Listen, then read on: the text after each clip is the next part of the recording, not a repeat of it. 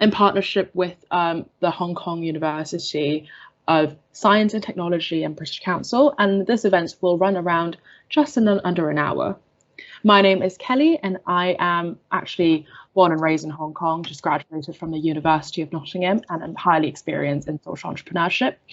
And I am your host or facilitator for today. For those who perhaps cannot see me well, I am, perhaps that can see me well. Yeah, I'm Kelly, so your facilitator for today. Before we start, there are some housekeeping rules I want to make you all aware of. This event will be recorded. Please do not record on or share it on your own device. We'll make sure this is as accessible as possible. British Council captioning and transcription options optional for participants to use. You will be sent a link to the British Council's Code of Conduct from the confirmation email from this event. It's in the chat box for further references. Feel free to use the chat function. Please do not post anything offensive in the chat. Please mute yourself unless you are talking. Please raise your hand if you have a question or wish to talk. For safeguarding reasons, please avoid private messaging anyone on this call.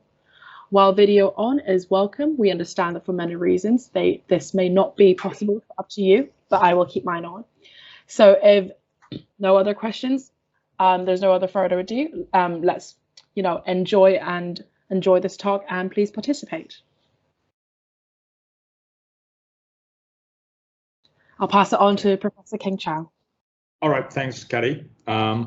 So welcome everybody joining this Spark Talk. I think actually it is one of the events actually HKUST joined force with U of Oxford, I think in this case, for this particular talk. The important message that I want to get everybody into it is that, well, a lot of time people focus on academic studies when they go to universities, and yet don't forget what you're all trying to do eventually is to try to make an impact in the society down the road after you graduate.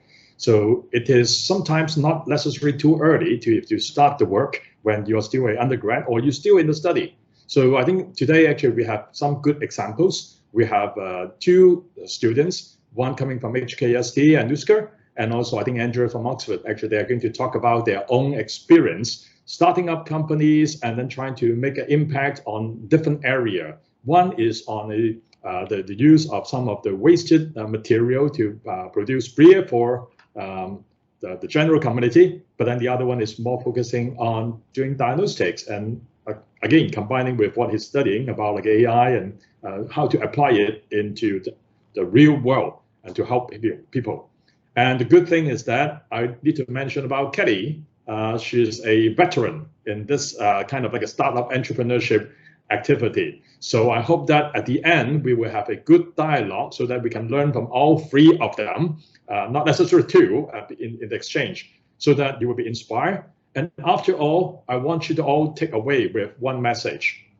When you come to university, no matter you're studying as an undergrad, as a graduate student, or even as staff, all we want to do is we try to make a difference to the world. And if we can do that, it is not too early, but it's not too late either if you have not started.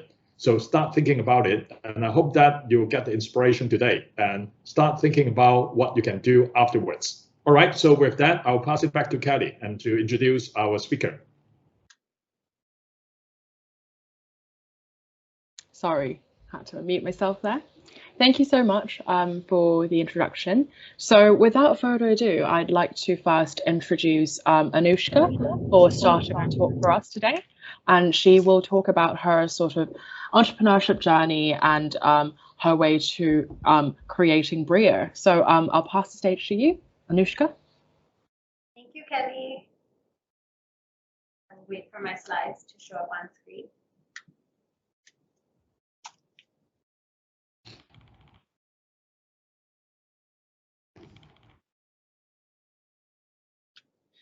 Perfect, there we have it.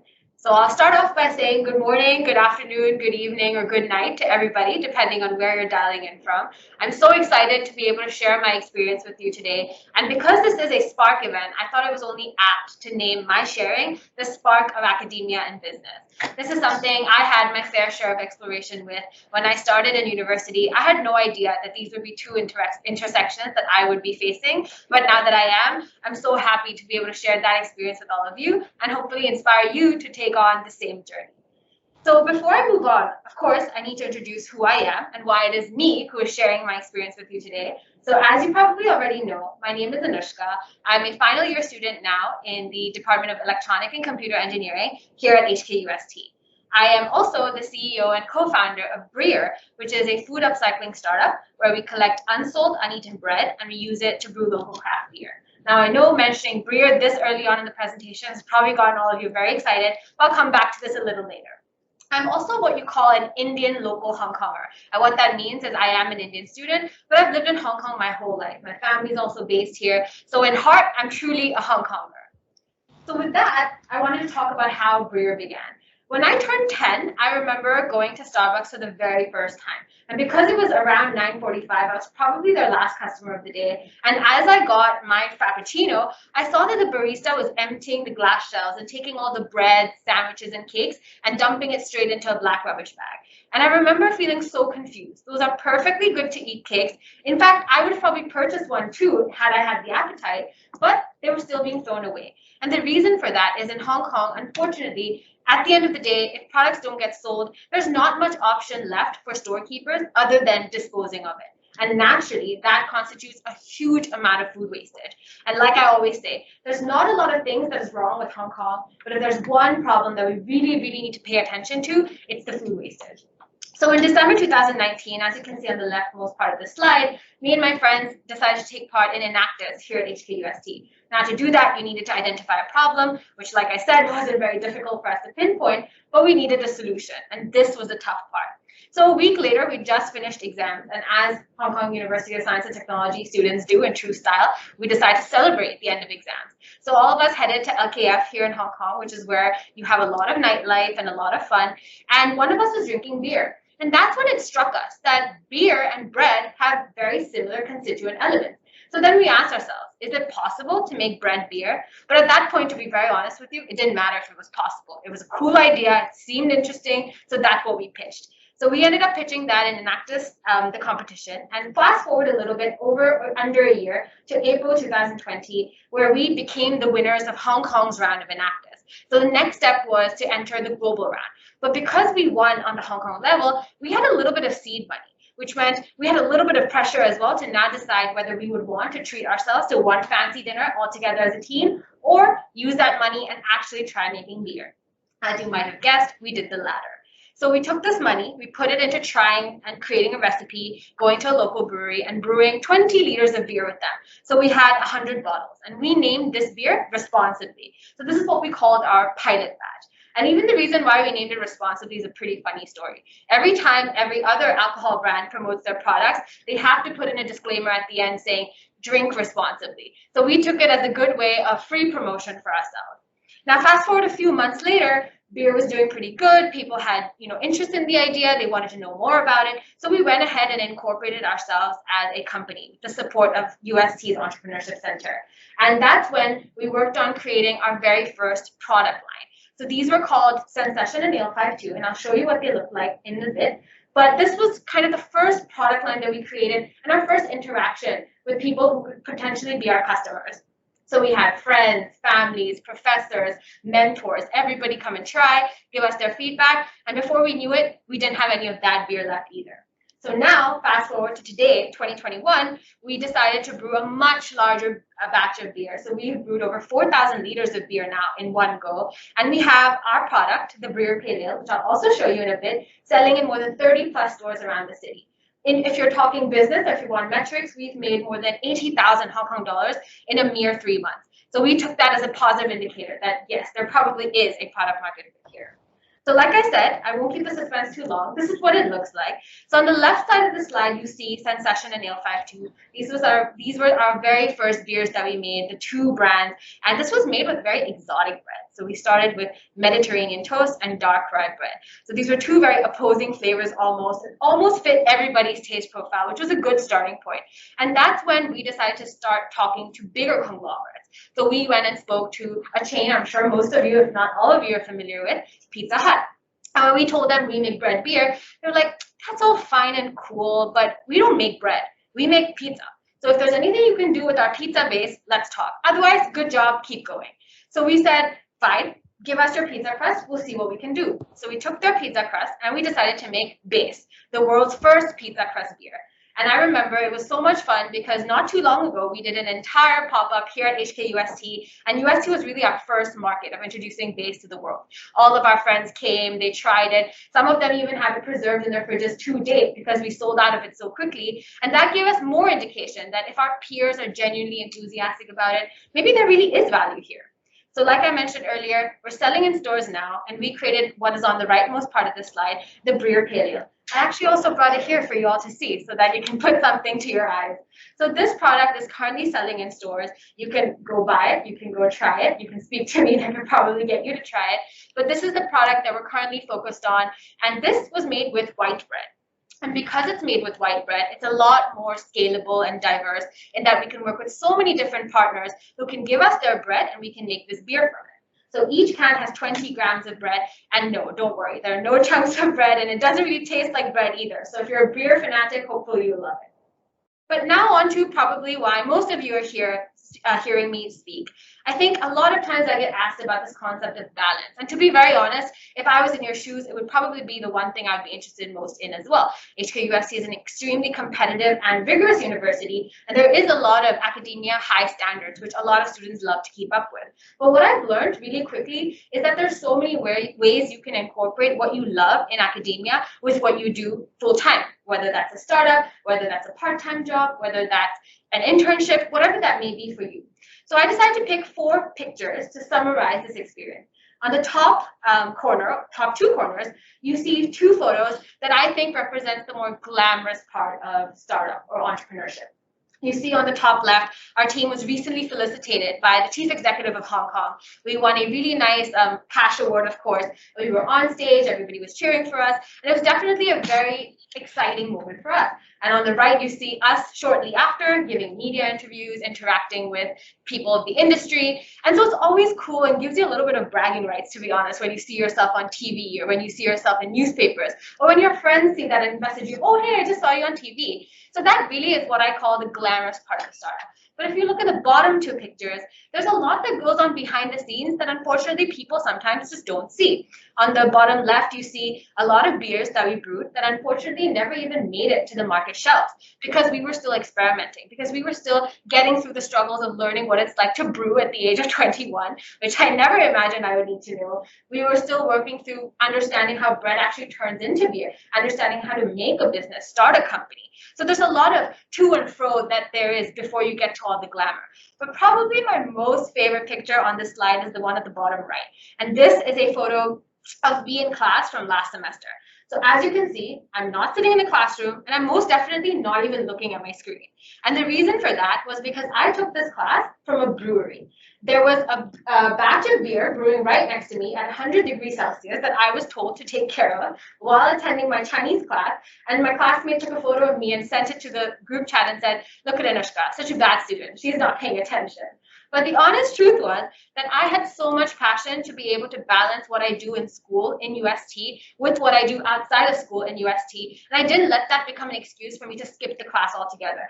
And I remember that turning into a moment where my teacher just talked about how she had never imagined in her life that she would have a student take her Chinese class from a brewery of all places. And that actually transitioned into us learning a lot of professional words about brewing. So now my class knows how to say beer, brewery, making beer in Mandarin, even though they probably won't use it ever. But it was still a great experience. And for me, really tied together how important both things were to me. So if there's anything I want all of you to take away from this photo, it's definitely not that you should skip class for other commitments, but it's that you should find a balance or a way to balance all of your priorities. Even if that means taking your class from the most unorthodox way, go for it and do it. So with that, I wanted to conclude my sharing by giving you a message to take away. And that message is be mad. And by that, I don't necessarily mean be crazy, although if that's what you want to do, by all means, go for it. But by mad, I mean making a difference. With everything you decide to do, whether that's, again, academics, whether that's research in the future, whether that's a full-time job, or venturing even into starting your own thing, make sure you're always looking to make a difference. In fact, even today, as I'm standing here sharing my experience with you, a huge part of it is because I got so much from listening to other people when I was younger, shared their experience, learned what helped them, what ups and downs they went through. And that's what I want to bring to all of you. So please remember, being mad is not a bad thing, and that should always be the way to go. Thank you.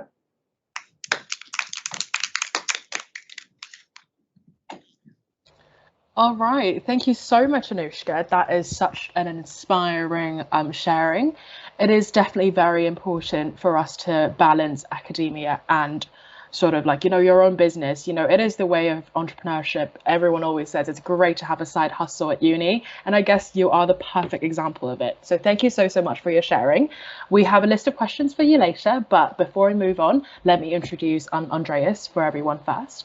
So Andreas is member of University of Oxford. He is the COO of Oxford Cancer Analytics, also known as OxCan.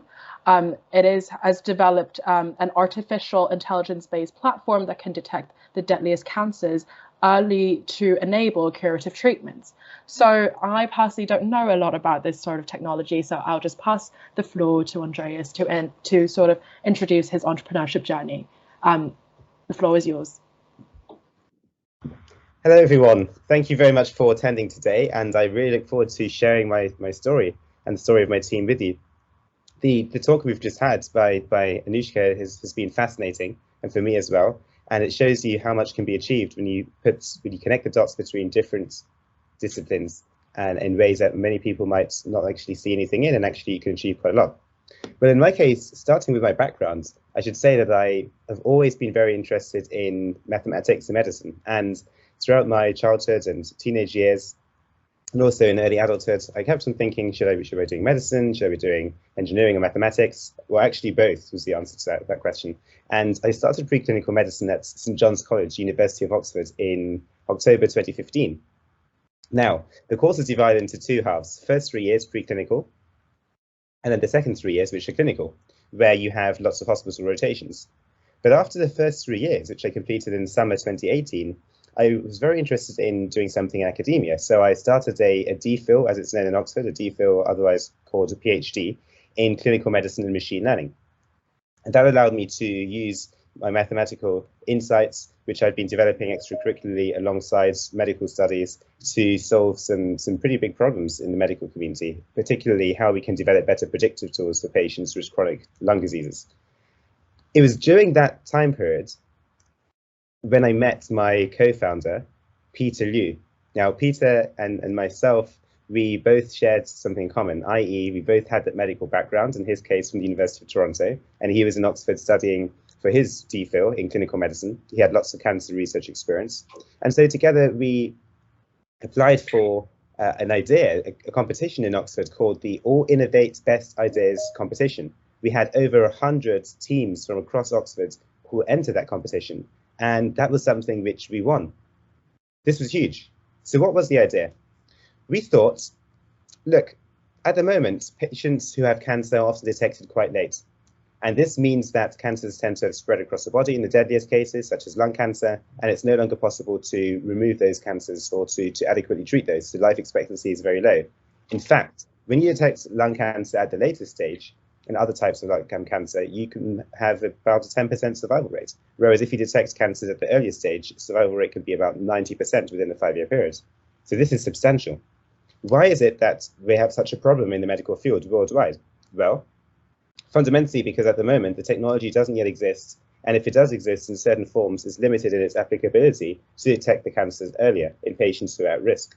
So at the moment, people rely on symptoms. And when symptoms come, some imaging is done, an X-ray, a CT scan, and then perhaps a tissue biopsy where a needle is literally inserted into the lung or the other relevant organ where cancer is suspected, and a tissue sample is then taken away and analysed in the laboratory. This isn't good enough.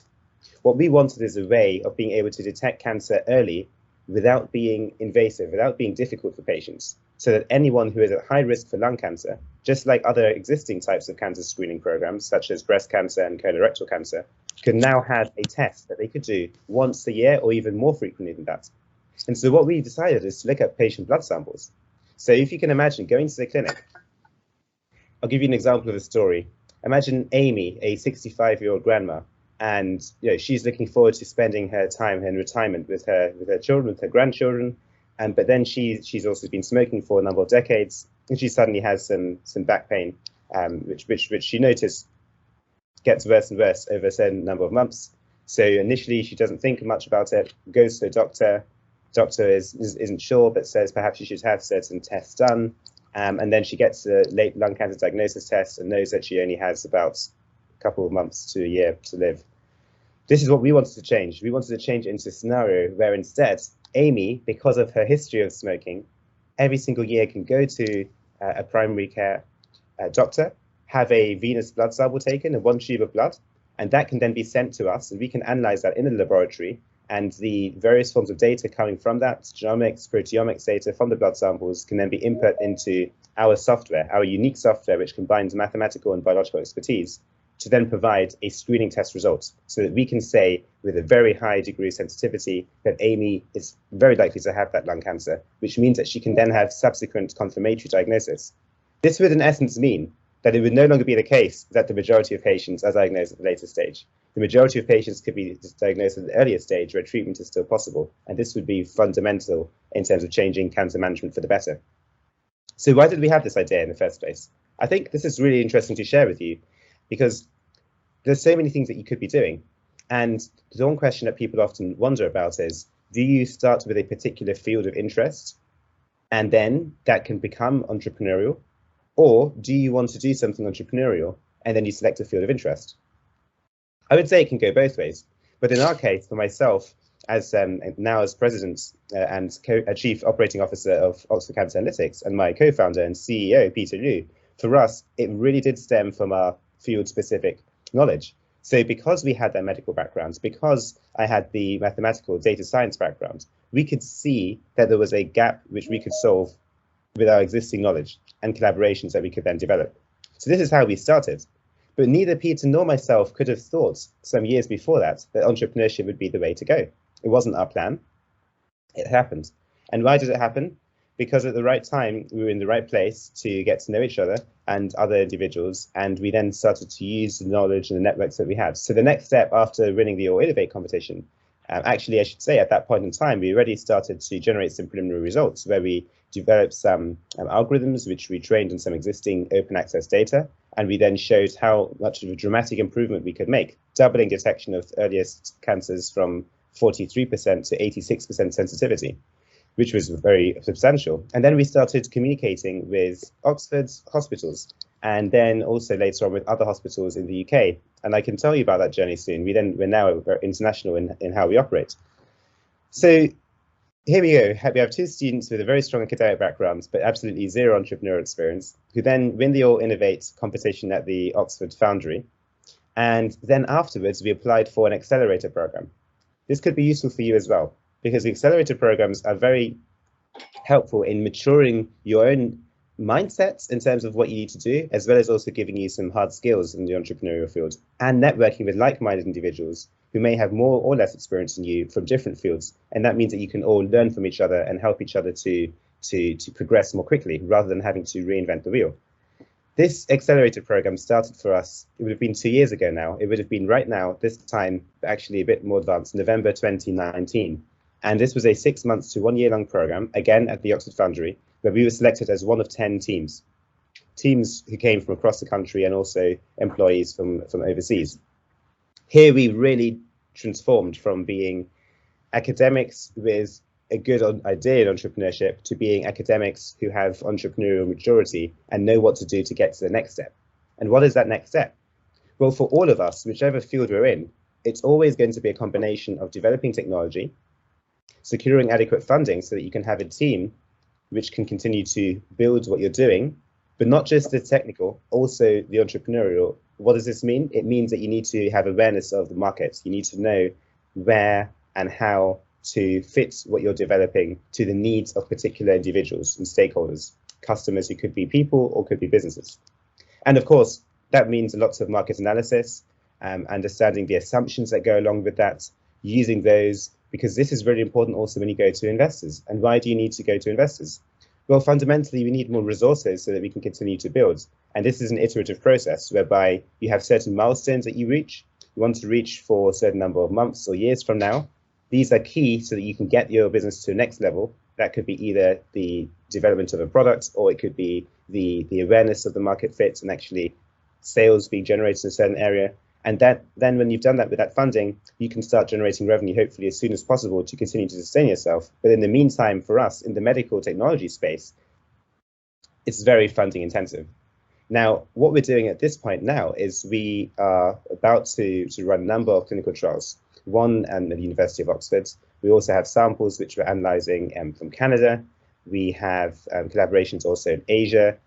It's amazing to think that 2 years ago at this point in time, or 3 years ago at this point in time, we wouldn't have even thought that we would be in this position, and now we are.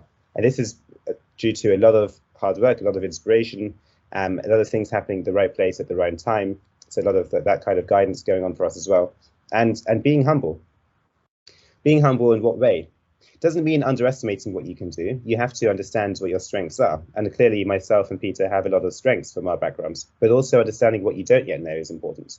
And asking people who have had that knowledge and experience so that you can learn from them and not necessarily go through the same motions at the same pace. And one of the key things I would encourage all of you to think about here is do the right thing for the right reasons. If you want to develop something which is actually good for people in society, so you're helping to solve a disease process, or what Anushka is doing, brilliant, you're minimizing food waste. If you're doing something for the right reasons and you're passionate about that, it will automatically lead to success if you think strategically about how you need to get there. It's not necessarily a good idea to think, I want to create a business for the sake of it, and then saying, oh, what could I do that looks trendy? That's not the right attitude.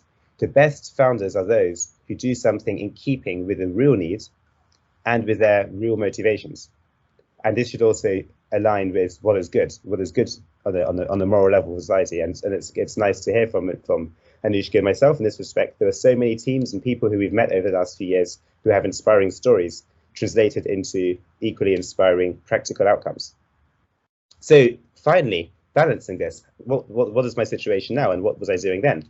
Well, as I said before, after completing the first 3 years of preclinical medicine, I then started the DPhil, and right at the beginning of the DPhil, Peter and I met, and we then started Oxford Cancer Analytics, which we incorporated 1 year after the initial idea. We incorporated it in 2020, February 2020, and we've just completed a couple of months ago.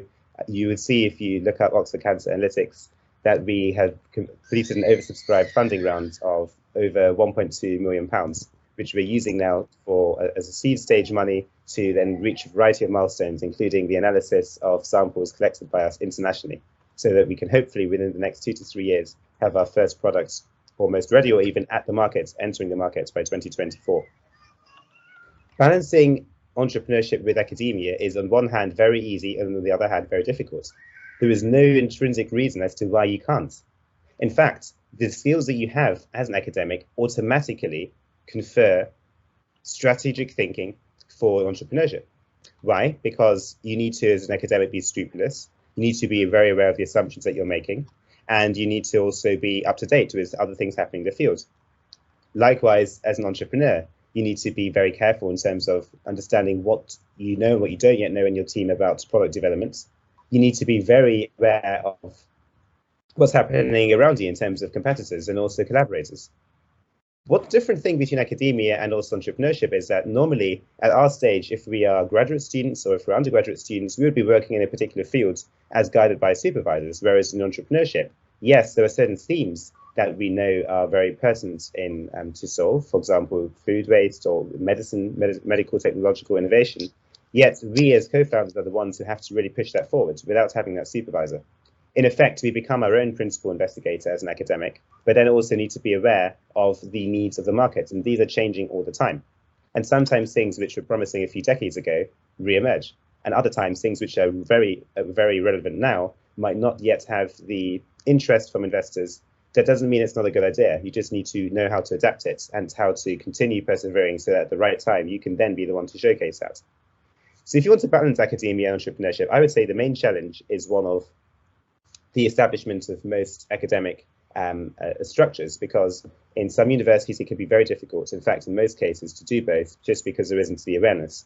But if you're willing to be very organized in your time, you can realize that there's so much more you can do each day than you thought. And that doesn't mean overworking. It doesn't mean that you have to work 14 hours a day or 12 hours a day, which isn't healthy. If you do something which isn't healthy, that's not only is it bad for you, it's bad for other people. You can't actually help people in decades to come if you're not healthy yourself. So you don't need to overwork, you just need to work smart. That means you need to prioritize things at an academic level and also an entrepreneurial level. And you need to try to synergize between those two worlds rather than there being competition between those two worlds. Speak to others who've done it before. So again, in my case, I'm very happy, and I'm sure Anushka is as well. But if you want to ask me any questions personally by email, or if you even want to arrange a call, any form of mentorship questions, or you're interested about Oxford Cancer Analytics in particular, please do reach out to the team, the Spark team. I'll be happy to be connected via the Spark team to yourselves via email, and we can arrange that. And we really hope as Oxford Cancer Analytics that we can make that difference using Amy's story, case study Amy, as an example just now. We want to make sure that for lung cancer and many other types of cancer, and even other diseases outside of cancer, early detection of a problem can become routine, so that a preventative or an early treatment measure is normal, rather than having to wait until the last moment. This can be reflected on your entrepreneurial journey as well. That's the last thing I want to say. Detect an issue early, a challenge in your entrepreneurial journey early. Talk to others who have been through it or have advice. Rectify it. You need to iterate quickly. Don't just dwell on something by yourself. Be humble, learn that it is possible sometimes to make mistakes or to not understand certain things which have to be considered. If you can recognize those things quickly and fix them soon, you'd be able to proceed and to grow in a healthy way long term. And that was then what's going to give you true success. And this actually is a life principle as well. If you can try to avoid mistakes in advance, you'll be much better off later on for yourself and for others around you. So thank you very much. And I hope this has been inspiring for you all this morning. All right. Thank you so much for your sharing. Yeah, I definitely would have to agree with everything you've said. I think there is one word that you have kept on repeating and repeating, need. I cannot stress how important need is. I've actually, a bit about my background, I've actually started my entrepreneurship journey in Enactors in the University of Nottingham, and we have actually won the UK-wide championship for 2 years in 2019 and 2020. I personally went to Silicon Valley, represented the UK to pitch to many other partners and sponsors all over the world, and we have become the top 16 teams amongst 1,730 teams all across the world. And the reason why we've gotten so far is because we have always addressed and started a business within the need. I cannot sort of like emphasize how important it is for your business to really add value to the society, and how important it is for you to sort of run your needs assessment and do your relevant research before you start your business. So I cannot stress how important that is. And yeah, thank you so much for your sharing, and that is very, very inspiring. I really hope everyone's gained something from this. Moving on, we have a list of questions from a lot of attendees. Having sort of assessed the questions, I've divided it into a few parts. First is challenges. Second is about your own business, about the value proposition, about funding, and just balance in general. So you both have already sort of like touched on balancing your work, your entrepreneurship work, and also your work at uni and academia. So that's been really touched on. I think moving on, I'd like to really ask you guys about the business side of things. A lot of people do wonder, so, you know, where does the money come from? Obviously, you guys have mentioned Accelerator, you guys have mentioned the 200K, you know, Hong Kong dollars you just won in that competition, which is really amazing, Anushka. So How did you sort of shape your pitch? How did you make people understand that, you know, your value proposition, and what sort of hard work have you been through when it comes to, and like, you know, ensuring that you win over a certain competition or funding? Who would like to start first? Anushka, would you like to start first, since Andreas just, you know, finished his sharing? Sure, I'll start first. I'll actually start with a little bit of a naive story or an anecdote that I want to share. So earlier, say 2 years ago, if anybody asked me, what does entrepreneurship remind you of, or what does startups mean to you, I would immediately think of Shark Tank.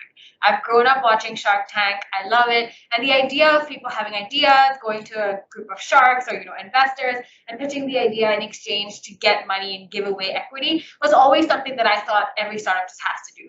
So I remember very early on into Breer, to be very honest, in hindsight now, we hadn't really done much. We just created responsibly. And that too, we were in the process of brewing responsibly. So we didn't even have the bottle.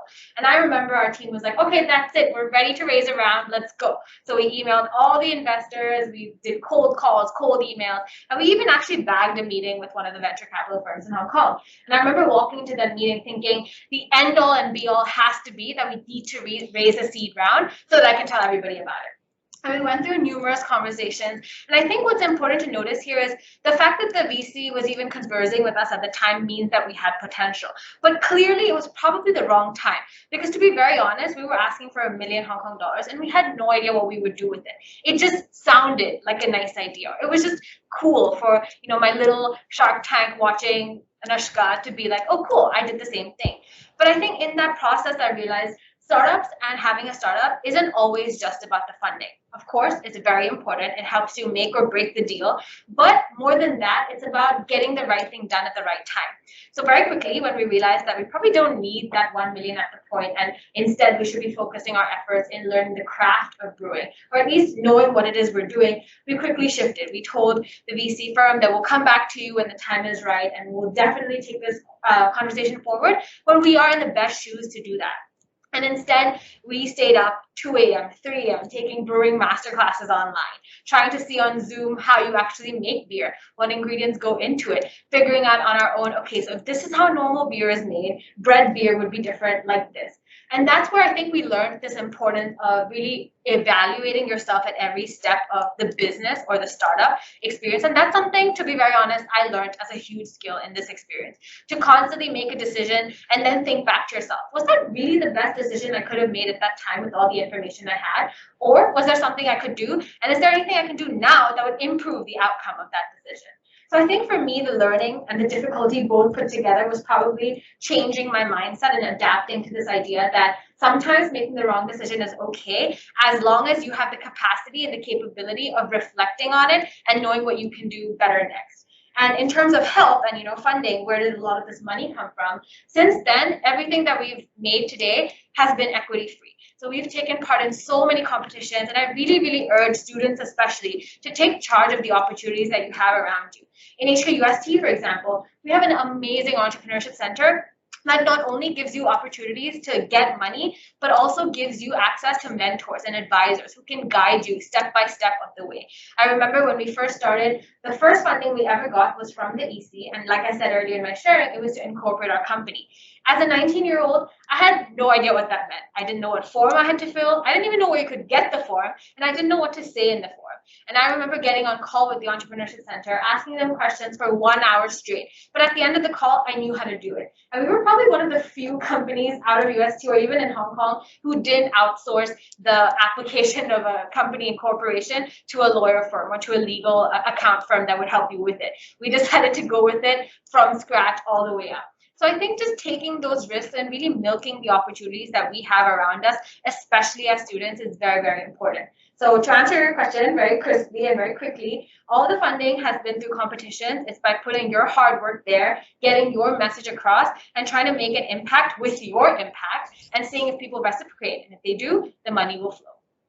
Yes, definitely. I would really, really agree to this. I think the key to sort of funding when it comes to applications as well is you really want to be very clear on what you want from the company and what they can offer you.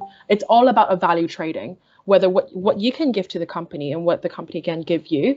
And if you want this organization to sort of fund your project, you need to really list out in detail where this money is going to go to, because it is fair for people to want to know where you're investing your money into. So I think really making it clear is going to really help start your entrepreneurship journey and really, you know, get the advice you need as well. Quickly, Andreas, would you like to also briefly mention, you know, what is it like for you? Yeah, so it's important to think about what you need, why you need it, and in what time frame you need it. Key question with funding, whether it's from investors or whether it's grants or anything else, really is understanding in advance what it is that you want to achieve. What I mean by that is, in 12 months from now, for instance, what is it that I need to have built? Who is it that I need to have talked to and where in order for the business to grow in the way which I've outlined, i.e. in the way that which your team knows is appropriate? And then you work backwards from there and you ask yourself, how much of this can I do without funding? How much of this do I need funding for? How much of this might I be able to have funding for, but I don't necessarily need it, but there might be a reason why it's good. So for example, Anushka mentioned the incorporation. This is key. So here, it's something which can take a lot of time and work, but it's something which can be done if you put in the time and work. Then there are other cases, such as a deal and perhaps a material transfer agreement between when you're looking at analysis of patient samples or a patent. In that case, you need to talk to lawyers, a different situation, and it might even be worth talking to lawyers who are more expensive, just because in the long run, it means that you're much safer in terms of your commercial position. So you always ask those questions. What can I do without the money? What do I absolutely need the money in? And what are the things where it could be either, but there are certain pros and cons which you need to weigh out. So once you have those questions, then of course you need to work on presentation, because you can have a very strong value proposition and a very good team to deliver on that. But unless you present it in the right way, by which I mean communicating with words, but also PowerPoint deck, the pitch deck, and unless you talk to the right people who also have the same objectives, then it might be very difficult. So if you talk to one investor, that investor might be focused on giving between 200 and 500K, whereas another investor might only give ticket sizes above 5 million. So obviously, irrespective of how good your business is, one will be more aligned than another, depending on how much money you need. And they also have their own objectives. So they might want to be focused on health tech, or they might want to build a more diverse portfolio. So always ask yourself, what is it that the investor or the grant source, what is it that they are looking for themselves? And you can use that to inform who you talk to and how. And obviously be honest. Being honest is very important the whole way through. Yes, definitely. Being able to find investors that align with your values really, really says it all. I think in life in general, you want to find a university that aligns with your values. You want to find a company that aligns with your values. It's so important with any type of relationship in general. Like just finding the right people to work with you for your business really, really does make a massive difference. So I've got a very particular question for Anushka here. It's a very interesting question about, eco-friendly beer in general. What makes an average customer being able to sort of willing to pay a bit more for, eco-friendly beer? Like, how would you say, in short, what made it, more special than other beer and make people be willing to pay for that type of beer? This was probably the most important question we had to answer when we started, because if we didn't get this one thing right, it really could make or break our approach to making Breer, hopefully the next big thing. So I think it really encapsulates well in our tagline. So Breer's tagline is "does good and tastes better." So the point is that we want to highlight that yes, it is a sustainable product. Yes, it is an added bonus that we are using surplus bread, and drinking the beer is going to make you feel good on more of a global level, because you're literally contributing to the world in the smallest way of just drinking your favorite beverage. But more importantly than that, it tastes good. At the end of the day, it's a really good beer. And when you're craving, to pop a cold one, you will think about Breer. It's not kind of out of an empathy or just for the sake of being a part of the trend that you would want to buy it. This is something that we were very keen on making sure our product stands. So I actually want to share a little bit as well on the supplier standpoint, because a lot of people ask us, okay, fine, it makes sense. Customers might want to pay a little bit more money, especially in Hong Kong, where we're used to spending more for more, expensive products and then embarking in them. But why do suppliers want to work with you? What's in it for them to give you their bread for free and for you to make the beer? And the reason for that was, in here, I would really, really stress researching the market well. The reason for that was we were able to help them change their status quo. So earlier, before Breer was even in the market, for all these bakeries, when they had this waste, it wasn't a simple disposal for them. They would have to call a logistics company, somebody would come and drive a van, a car, a truck, depending on how much waste they had, and then dispose of it for them. So in a way, this was actually cost to the company for even just disposing their resources. So I remember, and probably one of my most difficult conversations because it was done in Chinese, I was trying to explain to them that we are passionate. We're not just students. We're going to take your bread and run away for no reason. We're here for a reason. We want to make bread beer. We want to contribute back to Hong Kong. And I said to them, look, it's as simple as this. If you give us your bread, we're helping you save your money, and you don't have to worry about where this bread is going. It's no longer another thing on your long list of to-do lists to tick off. In fact, it's problem for us to deal with now. We will take all the bread, we'll come and collect it from you at no cost whatsoever. So for them, they directly saw, you know what, she's right. I mean, what's in it for me? I just have to give 2 kilograms of bread for the first time. If they actually make beer, cool. There's a long-term solution to my wastage. If they don't, it's fine. Only 2 kilograms of bread was gone. So I think it's important to find, you know, kind of that pain point. I think all of us stressed on it earlier, being able to find that need and really leveraging that need. So similarly for, you know, the customers, there is a need for people to want to try new beer. How many times can you go and drink Asahi or Heineken again and again and again? Or even with your local craft beer, especially in Hong Kong, people are always looking for a story. They want a new product. They want to know what it's like. So if you go to a lot of the restaurants where Breer is selling right now, in the description, it just says Pat Mein Bao, which directly translated is white bread. So 1 million people have asked the servers in the restaurant, why is this beer's description bread again? What does that even mean? And that facilitates this conversation. They tell them the story. And they're like, that's pretty cool. I'll try it. And they're anyway used to paying a little bit more because we live in Hong Kong. We're comparatively privileged society. They're ready to pay that extra money because it's a good story. But what makes them want to come back and buy beer again? Sure, the story is great, but it's also the beer is really good. So they want that experience again. So I think it's striking the balance between both of those things. Yes, definitely. I think one thing you didn't really mention there is sort of the trading in value. You're giving them the value that you're going to take the bread away without needing to worry, without having them worry about it anymore. And that, you know, that is the value you're giving to them. And you're gaining the value by getting the bread for free and actually, you know, upcycling into, you know, better things.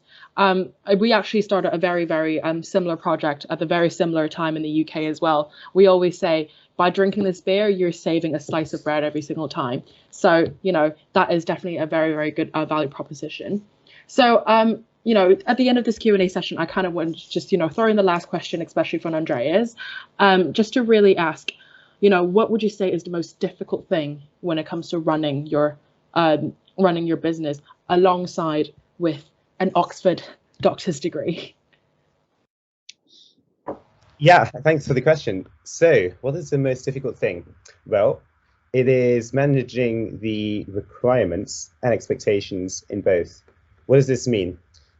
In one hand, I am, as part of my research, working within a group, an academic group, and there are certain things that the group is doing. And of course, what I have to do is aligned with that in terms of when I achieve a certain thing in the research, certain publications, for example, working with my supervisor. Whereas then, of course, in the case of Oxford Cancer Analytics, it's all based on myself and my co-founder, Peter, and us setting the objectives. Obviously, it's a whole team. We've got a team of 10 now, and we all work together and contribute ideas. But really, it's very self-driven. So then the question becomes, if you have a particular task that needs to be completed in one, how do you make sure that gets done whilst at the same time not compromising the other? And the fact is, it's possible. You just need to, and it's not, you know, it's also, I've also been transparent. So my supervisor does know that about Oxford Cancer Analytics.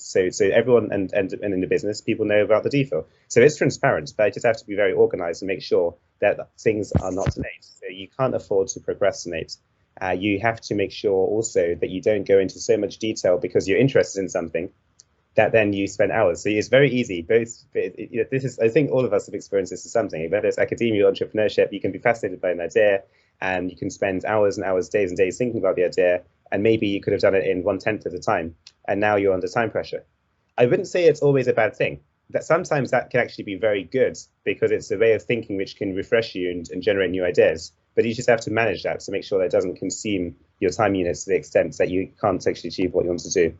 But also, I suppose I should also say, to be fair, in my case, because the DPhil is all mathematical in nature, very clinical application, but it's all computer-based. It doesn't mean that in terms of speed, I have more flexibility. So the limiting factor is more, how quickly can I understand and apply something?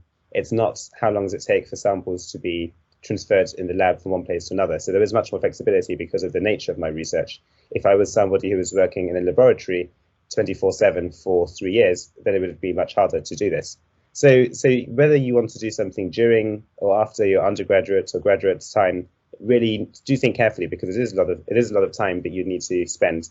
And sometimes I think, as it was introduced to us today, it's not too early, but it's also not too late. So if you want to do something slightly later, that might be wise in your case, but then don't exclude it because you're in the middle of your course. Just think carefully about the implications.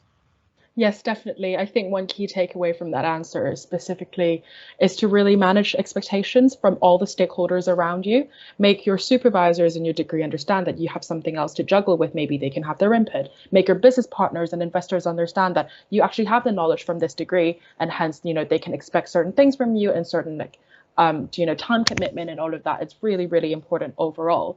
I think there are a few things that we can take away from this talk in general, is really to just add value and assess need from the society when you start up a business. It is really, really important, and this is how you make an actual impact.